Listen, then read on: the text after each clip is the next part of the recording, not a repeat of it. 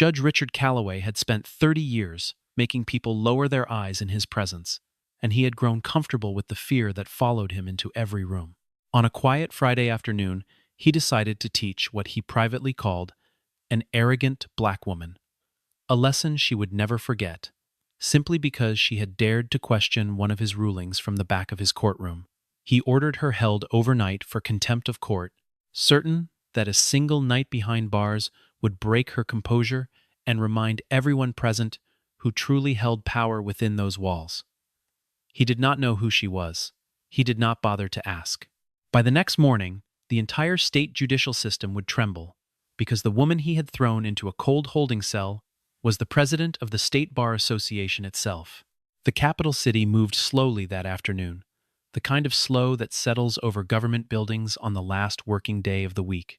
Inside the county courthouse, a marble structure that had stood for more than a century, Judge Richard Calloway presided over his courtroom the way a king might preside over a small and frightened kingdom.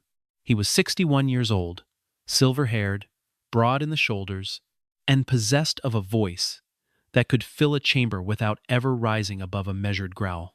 For decades, he had cultivated a reputation that traveled ahead of him through the legal community. A reputation built less on brilliant rulings than on the certainty that no one who crossed him would walk away unharmed. Young attorneys spoke of him in hushed tones in the hallways and elevators. They traded warnings about which words angered him, which gestures he interpreted as disrespect, which arguments he would cut down before they were fully formed. Many of them had watched promising careers stall because a single judge had taken a personal dislike to them, and they had learned to swallow their objections rather than test the limits of his patience. Calloway believed himself untouchable, and the truth was that for a very long time he had been exactly that, protected by seniority, by reputation, and by a system that rarely questioned the men it had placed on its highest seats. On this particular Friday, a woman entered his courtroom whom no one recognized. She was 48 years old, a black woman of quiet bearing, dressed in a plain charcoal suit that suggested neither wealth nor importance. Her name was Angela Brooks, though she offered that name to no one, as she slipped through the heavy wooden doors and took a seat in the very last row of the public gallery. She carried a leather folio and a single pen, and she settled into the bench with the calm patience of someone who intended to watch rather than to speak. Angela had come to observe a hearing concerning complaints about professional ethics, the sort of proceeding that drew little public attention but mattered enormously to those who cared about the integrity of the courts. She had heard things about the judge presiding that afternoon, scattered reports and quiet grievances that had reached her desk over many months, and she had decided to see for herself whether the rumors held any weight. She was not there to interfere. She was there to understand, to gather impressions firsthand, to measure the distance between what was whispered in corridors and what actually occurred beneath the courthouse lights. For the first hour, she said nothing at all. She watched the way Calloway leaned forward when a lawyer displeased him, the way his fingers drummed against the bench when an argument ran longer than he wished. She noticed how the bailiff stiffened whenever his tone sharpened, how the court reporter kept her eyes fixed on her machine, how even the clerk seemed to shrink slightly each time the judge turned his attention in her direction. These were small things, easy to miss, but Angela had spent a lifetime learning to read rooms, and what she read in this one troubled her deeply. She opened her folio and began to write. Careful, precise notes, recorded in a small and steady hand. It was the writing that drew Calloway's eye. From his elevated seat, he could see most of the gallery, and the steady motion of a stranger's pen in the back row pulled at his attention like a splinter beneath the skin. He did not know why it bothered him, only that it did. A woman he did not recognize was sitting in his courtroom, watching him, recording him, and offering no explanation for her presence. Something in him bristled at the idea that anyone would presume to study him, and his irritation began to grow long before a single word had passed between them. As the afternoon wore on, the true character of Judge Richard Calloway revealed itself in 100 small cruelties. He interrupted attorneys before they could complete a sentence, waving his hand as though brushing away an insect. He mocked a nervous young litigant for stumbling over the name of a statute, drawing thin laughter from the few spectators who hoped to stay in his favor. He ruled on motions with a speed that suggested he had decided their outcomes long before anyone spoke, and he treated every objection as a personal affront, a challenge to an authority he considered absolute and beyond question. Angela watched it all and wrote it all down. She did not gasp. She did not shake her head. She did not exchange glances with the strangers seated near her. She simply observed, and the very stillness of her observation seemed to deepen the tension already gathering in the room. There is a particular kind of silence that unsettles a powerful man, the silence of someone who is neither impressed nor afraid, and Angela carried that silence with her the way some people carry expensive perfume. It filled the space around her, without a single word. The breaking point arrived when a young attorney named Daniel Foster rose to make an argument on behalf of his client. Foster was perhaps 30 years old, earnest and clearly inexperienced, and he had prepared carefully for this moment. He had barely begun to speak when Calloway cut him off, declaring his argument frivolous before a single point had been fully made. Foster tried again, more quietly this time, and the judge raised his voice and ordered him to sit down, telling him in front of the entire courtroom that he was wasting the court's valuable time with sloppy thinking and amateur reasoning. The young man's face flushed deep red. He lowered his eyes and began to gather his papers, his hands trembling slightly, and the humiliation hung over the room like smoke. No one moved to defend him. No one ever did. That was the unwritten rule of Calloway's courtroom, the understanding that the judge's contempt was simply weather to be endured, a storm that passed over the unfortunate and left the wise untouched. The bailiff stared straight ahead. The other attorneys studied their notes. The silence stretched long and heavy, and it seemed that this would be one more afternoon that ended exactly as every afternoon ended in that chamber. Then, from the very back of the gallery, Angela Brooks rose to her feet. She did not slam her folio shut or stride forward in anger. She stood slowly, deliberately, and when she spoke, her voice was even and clear, carrying just far enough to reach the bench without ever climbing into a shout. She said, very simply, that every person who came before a court deserved the chance to be heard in full. The words were polite, almost gentle, but they landed in the silent room like a stone dropped into still water. The courtroom froze. Heads turned toward the stranger in the charcoal suit. The court reporter's fingers paused above her keys. Daniel Foster looked up, startled, uncertain whether he had heard correctly.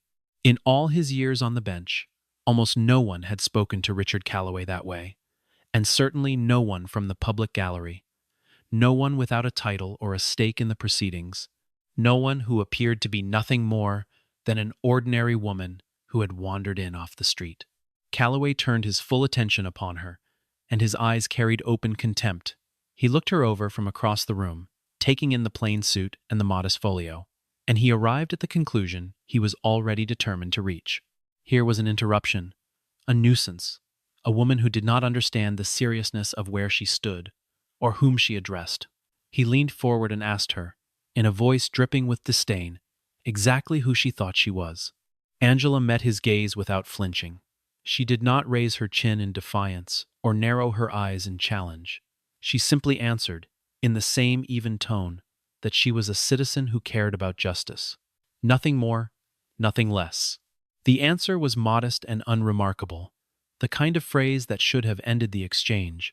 But somehow it only deepened the judge's anger, because there was something in her calm that refused to bend, something that suggested she was entirely unafraid of him. And for a man who had built his entire authority upon the fear of others, nothing was more intolerable than that. Calloway ordered her to sit down, his tone making it clear that the matter was closed and that any further word from her would be treated as defiance. But Angela did not sit. She remained standing, composed and unhurried, and she began to describe what she had observed over the course of the afternoon.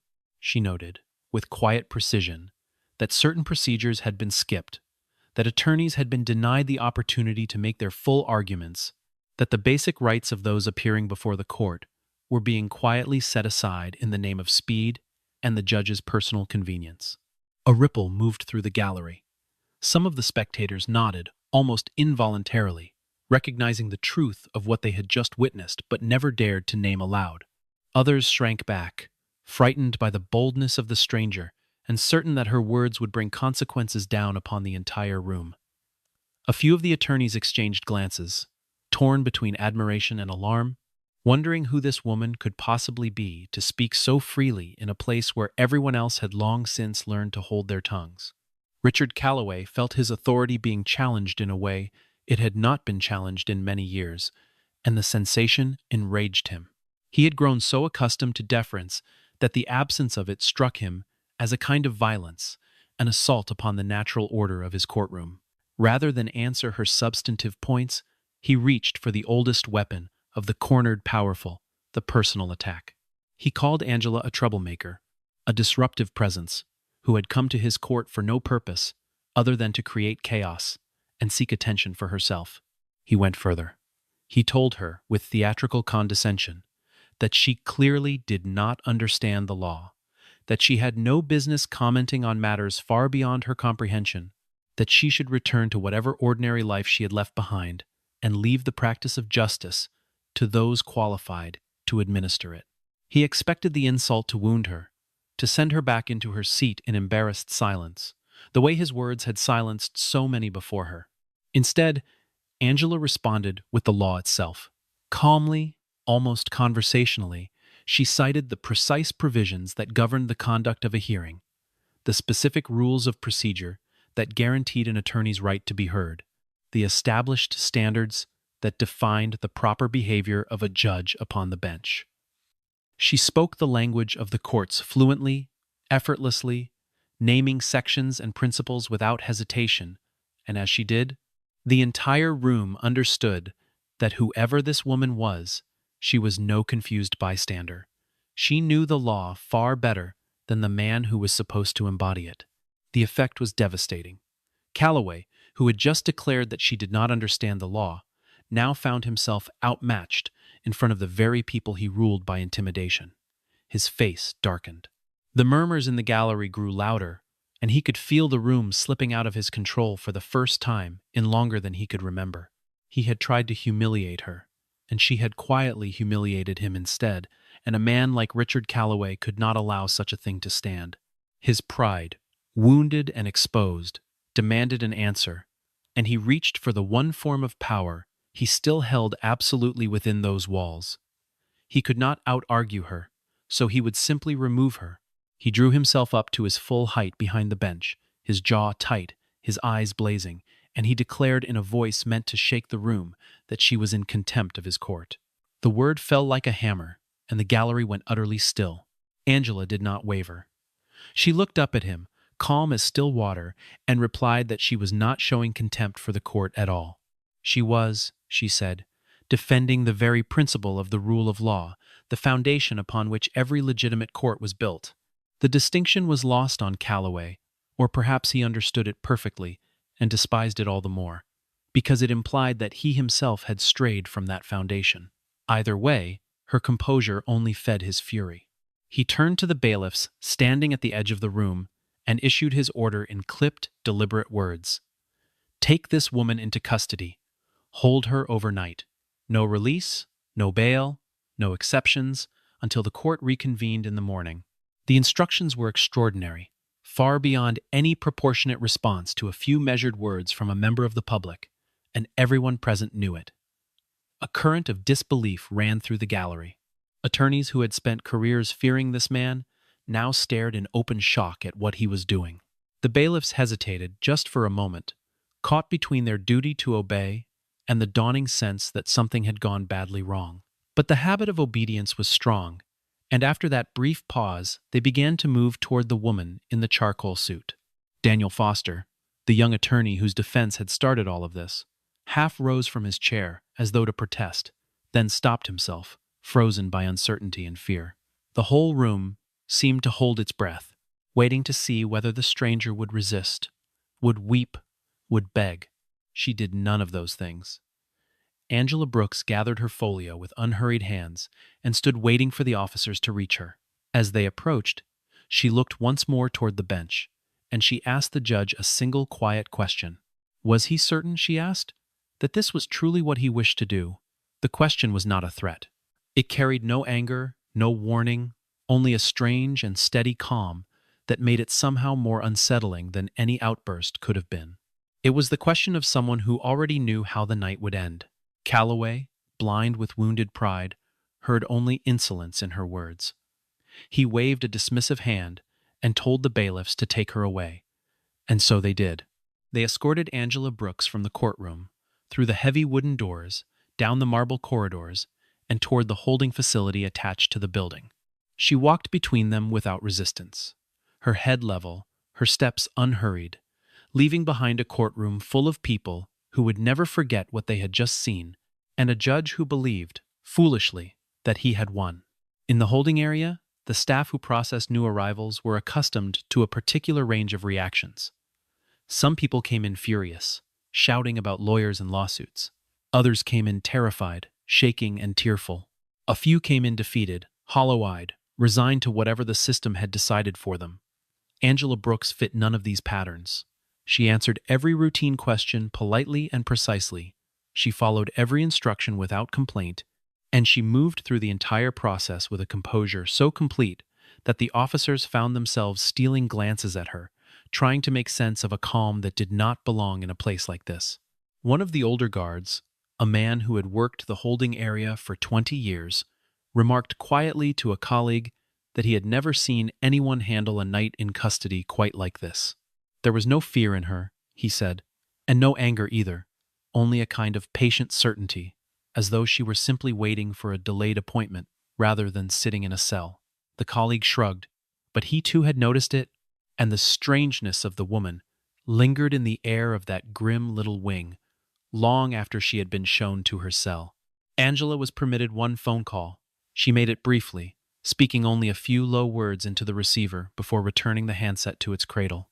No one nearby could hear what she said or to whom she said it, and she offered no explanation.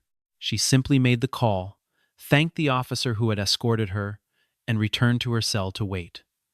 Whatever she had set in motion with those few sentences, she kept it entirely to herself, and the secret of that single call would not begin to reveal itself until the hours that followed.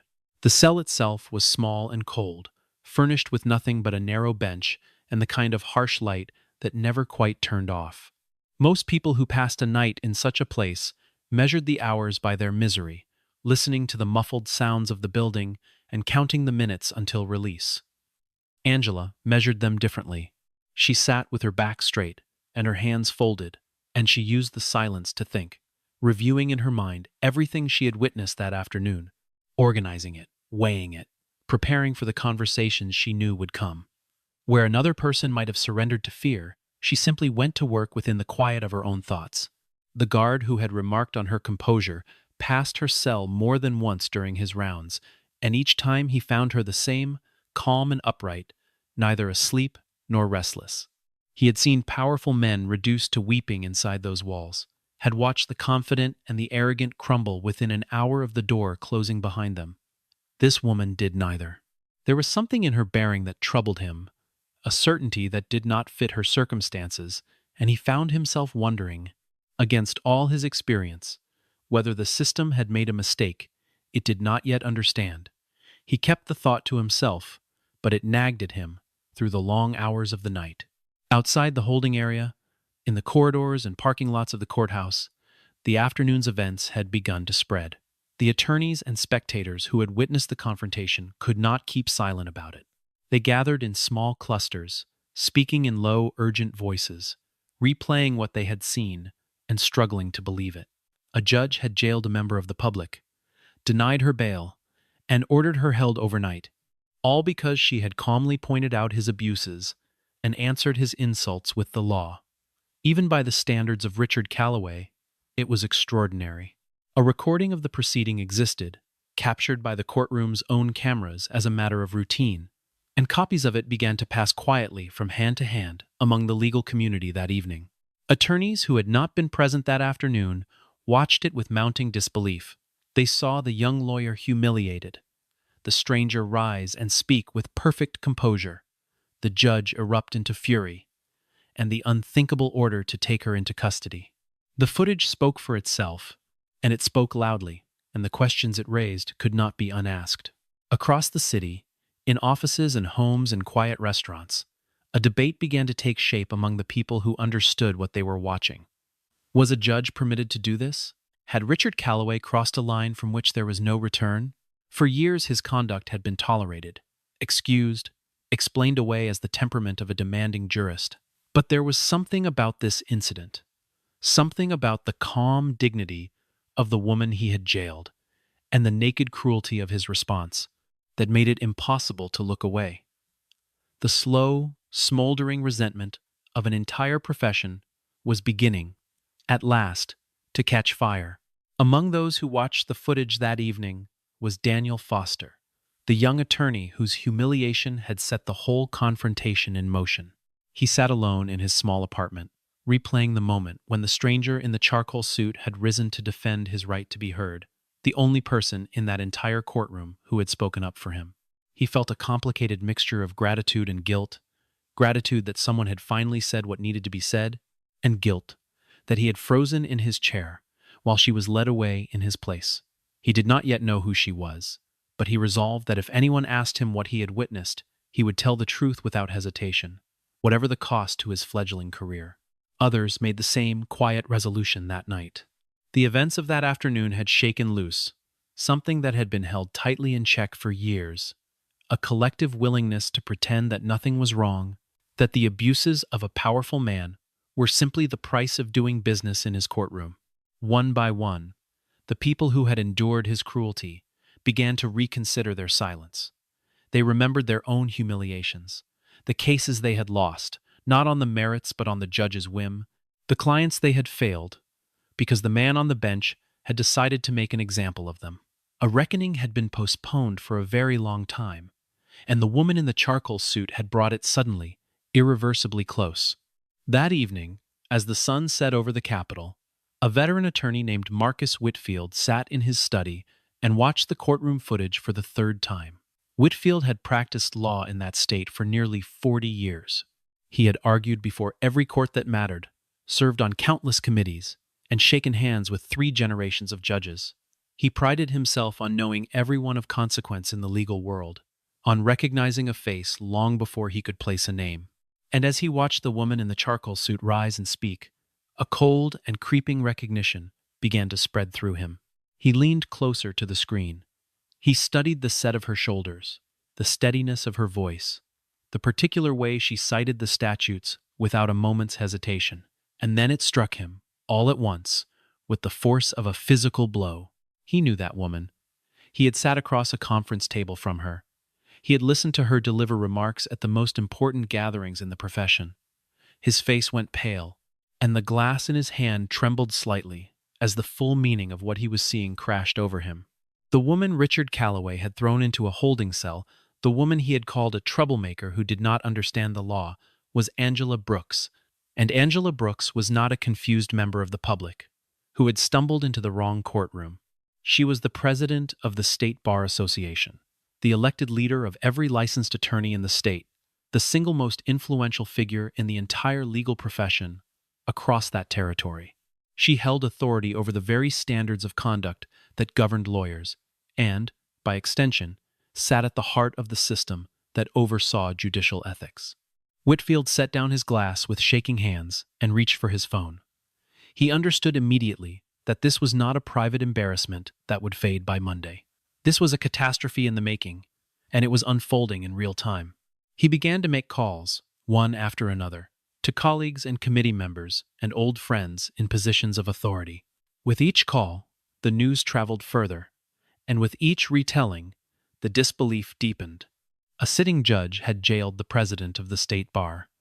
It was almost too absurd to believe, and yet the footage proved it beyond any doubt. The phone lines of the legal community burned late into the night. Senior partners called managing partners. Committee members called regulatory officials.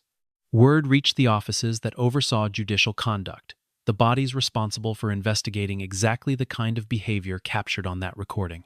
And as the story spread, a crucial detail emerged from the memories of those who knew the history. Richard Calloway had been the subject of complaints before. More than once, attorneys and litigants had raised concerns about his conduct, his abuses, his contempt for procedure.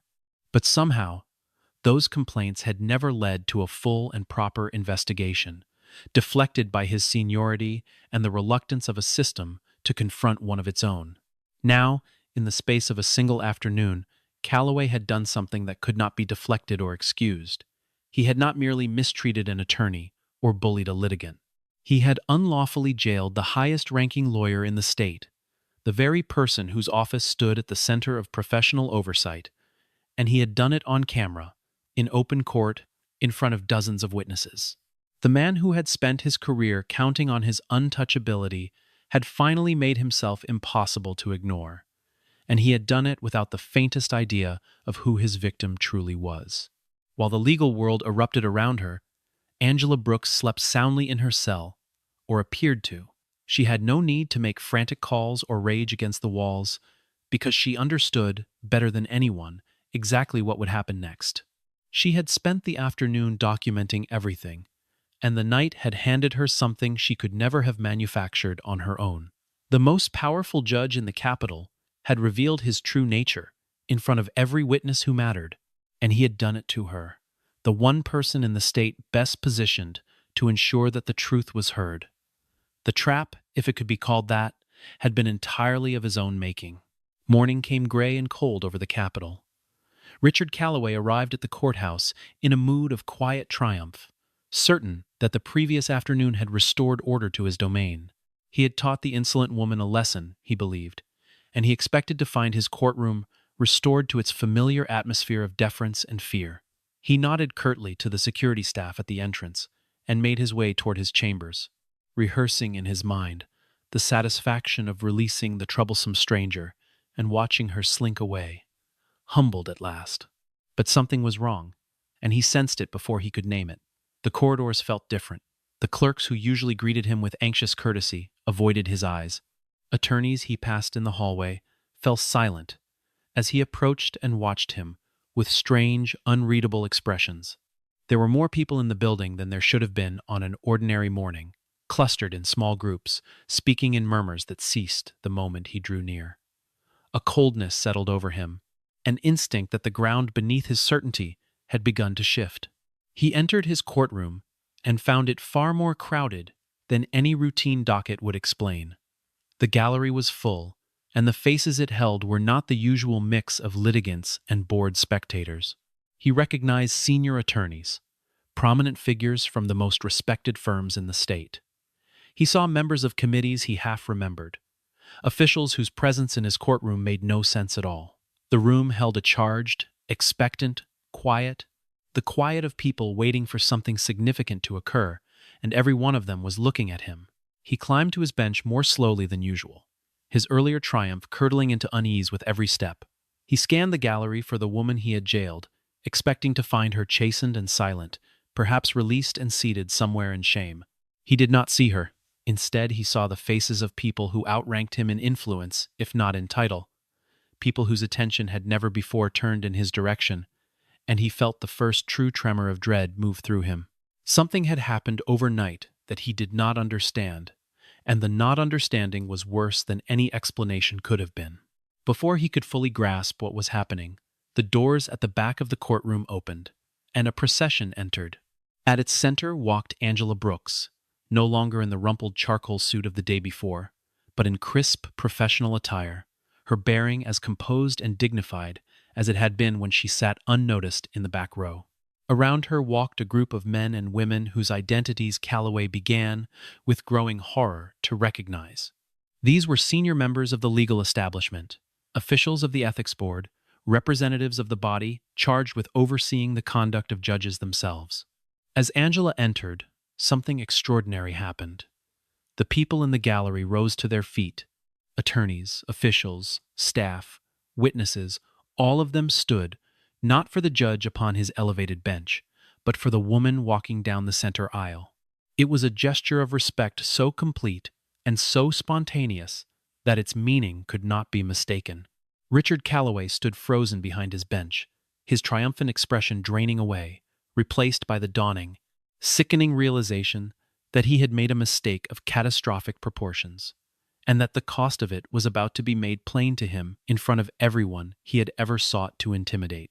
The room settled into silence, and Angela Brooks stepped forward to address the court. She did not gloat. She did not raise her voice or point an accusing finger. She simply stated, with quiet authority, who she was. She was the president of the State Bar Association, the elected leader of the legal profession throughout the state, and she had come to that courtroom the previous afternoon as part of her duty to observe and protect the integrity of the judicial process. The words fell into the silent chamber and seemed to drain all the color from Richard Calloway's face. The full weight of his error descended upon him at once. The woman he had mocked as ignorant of the law was the chief guardian of the law. The woman he had jailed for contempt held authority over the very standards by which his own conduct would now be judged. Every insult he had hurled, every abuse he had committed, every moment of cruelty he had displayed had been witnessed not by a powerless stranger, but by the single most influential lawyer in the state, and all of it had been recorded. He gripped the edge of his bench, and for the first time in his long career, he had no command to give, no order that could save him. Angela laid out the evidence with methodical calm. She produced the careful notes she had taken throughout the previous afternoon, a precise record of every procedural violation and every abuse she had observed. She referred to the courtroom recording, which captured the entire confrontation in damning detail, from the humiliation of the young attorney to the unlawful order that sent her to a cell. She noted that there were witnesses, dozens of them, present in the room at that very moment, prepared to confirm everything they had seen.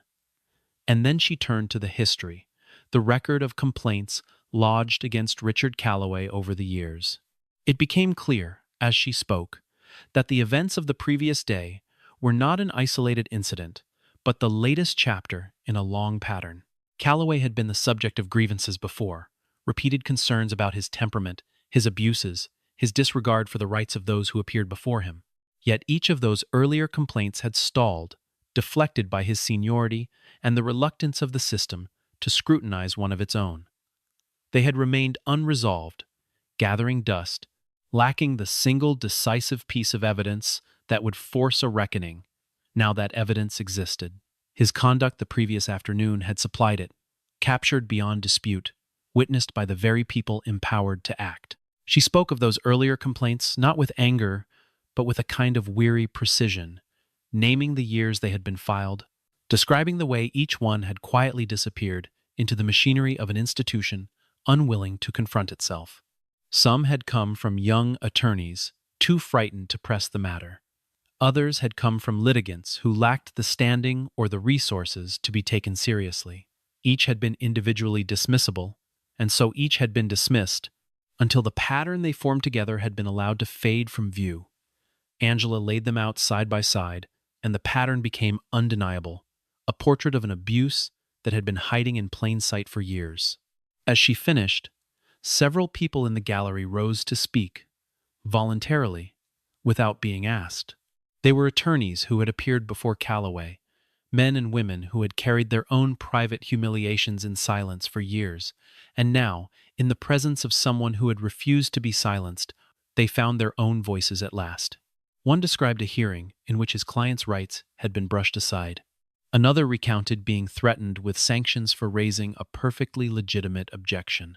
Their testimony filled the chamber, each account adding to the weight of the case, until it became clear that Angela Brooks had not merely documented a single afternoon of abuse. She had given an entire community of the wronged permission to finally be heard. The night Calloway had intended as a punishment for Angela Brooks had become instead the cornerstone of the case against him. Every minute she had spent in that cell had transformed his abuse from a whispered rumor into an undeniable fact. He had not silenced a critic. He had handed his most capable observer the proof she needed to dismantle his career. The irony of it hung over the courtroom, heavy and complete, and the man who had built his life on the certainty that he could not be touched stood exposed before the entire profession, undone entirely by his own hand. Events moved swiftly after that. The body responsible for overseeing judicial conduct convened an emergency session to examine the matter, an extraordinary step that reflected the severity of what had occurred. They reviewed the recording. They examined Angela's documentation. They heard from witnesses who had watched the confrontation unfold and from others who came forward, now emboldened, to describe their own past experiences in Richard Calloway's courtroom. The dam that had held back years of grievances finally broke, and a flood of testimony poured forth from people who had long been too afraid to speak. The charges against him were laid out one by one, and their weight was crushing. He had abused the power of his office. He had used the authority of the bench to carry out a personal act of retaliation against a member of the public. He had violated the basic procedures that governed his courtroom, denying litigants and attorneys their fundamental rights. And he had engaged in conduct wholly unbecoming of a judge, behavior that betrayed the trust placed in him and dishonored the institution he served. Each charge was supported by evidence, and together they formed a case that no amount of seniority or reputation could withstand. For the first time in his life, Richard Calloway felt genuine fear. He who had spent decades watching that emotion appear in the faces of others now felt it close around his own heart. He attempted to defend himself, to explain his actions, to frame the events of that afternoon as a justified response to a disruptive presence in his court. But the words rang hollow in a room that had seen the recording, and his explanations only deepened the impression of a man who could not, even now, recognize the gravity of what he had done. Every justification he offered made him smaller. He tried, in his desperation, to fall back on the instruments of authority that had served him for so long. He invoked his decades on the bench, his standing in the profession, the respect he believed he was owed. He suggested that the woman had provoked him, that any judge would have responded as he had, that the entire affair had been blown far out of proportion by people who did not understand the pressures of his position. But each appeal landed worse than the last because the people listening had spent years on the receiving end of exactly this kind of self-justification, and they recognized it now for what it had always been. The mask he had worn for so long no longer fit, and he could not seem to take it off. There was a moment, brief and almost pitiable, when something like understanding seemed to cross his face. He looked out at the crowded room, at the faces of the colleagues and officials who had gathered to witness his accounting, and he appeared to grasp, perhaps for the first time, the true scale of what he had lost. It was not merely a position or a reputation. It was the entire edifice of fear and deference upon which he had built his sense of himself, and it was gone, dismantled not by a conspiracy or a scheme, but by his own unchecked cruelty, exposed in a single afternoon by a woman who had done nothing more than refuse to be intimidated. The authority he had wielded for so long evaporated before his eyes. The colleagues who had once deferred to him now regarded him with cold professional distance. The staff who had once trembled at his approach no longer lowered their gaze. The reputation he had spent a lifetime building, a reputation founded entirely on the fear and deference of others, collapsed with stunning speed, because fear is a fragile foundation, and it crumbles the moment people no longer have any reason to be afraid. Richard Calloway watched his empire of intimidation fall, and there was nothing left in his hands to stop it. Through all of it, Angela Brooks remained exactly as she had been from the start, composed and unwavering. She took no visible satisfaction in his downfall. She did not need to. She understood that justice did not require cruelty to be complete, that the most powerful response to abuse was not rage, but the steady, relentless application of principle. She had not raised her voice once, not in the courtroom, not in the cell, not in the proceedings that followed. And yet her quiet conviction had accomplished what years of fearful silence never could. The room she occupied was never louder than when she chose to be still. The months that followed brought lasting change. Richard Calloway no longer occupied the bench he had ruled for so long. His career, once thought untouchable, came to its end, a cautionary tale told quietly among those who remembered how it had unraveled in the span of a single weekend. But the consequences reached far beyond one man. The case had exposed weaknesses in the system itself, the gaps that had allowed his abuses to continue unchecked for so many years, and those responsible for the courts resolved that such failures would not be repeated. New reforms took shape across the judicial system. Procedures were strengthened to ensure that complaints against judges received thorough and timely review, rather than vanishing into bureaucratic silence. Safeguards were introduced to protect the rights of attorneys and litigants in the courtroom, to to guarantee that every person who came before a judge would have the chance to be heard in full. Training programs emphasized the proper conduct of those who held judicial power, reminding them that authority carried responsibility, that the robe was meant to serve justice rather than to elevate the one who wore it. What had begun as a single act of cruelty became, in the end, a catalyst for genuine improvement. Daniel Foster, the young attorney who had been humiliated that afternoon, went on to build the career that had once seemed so fragile. He never forgot the woman who had risen to defend him when no one else would. And in the years that followed, he became known among his peers for doing the same for others, for speaking up when speaking up was difficult, for refusing to let the powerful trample the powerless, simply because they could. The lesson of that afternoon had taken root in him, and through him it spread to others. The quiet conviction that courage in a courtroom was not measured by volume, but by the willingness to stand when standing carried a cost. The veteran attorney Marcus Whitfield, who had recognized Angela Brooks from the footage that pivotal evening, often reflected afterward on how close the entire affair had come to passing unnoticed. Had the woman in the charcoal suit been anyone else, had she lacked the standing to command a hearing, the abuses of Richard Calloway might have continued for years more, protected as they always had been. It was a sobering thought, and it convinced him that the safeguards now being built into the system mattered enormously, because justice could not depend on the lucky chance that a tyrant happened to choose the wrong victim. The reforms were not about one judge or one woman. They were about every nameless person who might otherwise be led away in handcuffs for the crime of telling the truth. Sometime later, Angela Brooks stood before a gathering of attorneys and judges at a major conference on the practice of law. The hall was full, and the audience listened in attentive silence as she rose to speak. She did not dwell on the events that had brought her there, did not recount her night in the cell or name the man whose downfall had followed. Instead, she spoke about the meaning of power and the duty that came with it, about the difference between authority that protects and authority that oppresses. Her words were simple, but they carried the weight of everything she had lived through. Power, she told them, does not exist to make others afraid. Power exists to protect justice. A judge, a lawyer, anyone entrusted with authority over the lives of others, holds that authority not as a personal possession, but as a sacred obligation to serve those who stand before them. The moment power is used to humiliate, to intimidate, to settle private grievances, it betrays the very purpose for which it was given. The true measure of a person in a position of strength, she said, is not how much fear they can command, but how faithfully they protect the rights of the weakest person in the room. When she finished, the entire hall rose to its feet.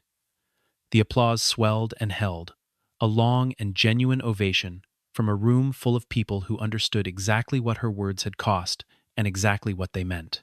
They were not applauding a victory over one disgraced judge.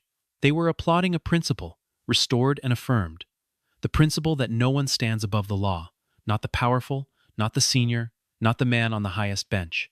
And they were applauding the quiet, unshakable woman who had reminded them of it, simply by refusing to be afraid. Afterward, Angela Brooks walked alone down the broad stone steps of the courthouse, the same building where, not so long before, a judge had ordered her taken away in handcuffs for the crime of speaking the truth.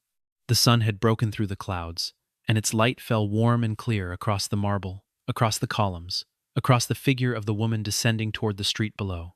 She moved without hurry, the way she always had, carrying herself with the calm dignity that no cell and no judge had ever managed to take from her. There is a lesson in what happened in that courtroom, a lesson that outlasts the names of everyone involved. The day a judge decided to use his power to teach a woman a lesson became, in the end, the day he was forced to learn the greatest lesson of his own life. He had mistaken silence for weakness and calm for submission. He had believed that authority was the same as wisdom, and that fear was the same as respect. He was wrong on every count, and the cost of that error was everything he had. The truest power, it turns out, belongs not to the one who can make others tremble, but to the one who remains unshaken when the powerful try to make her bow.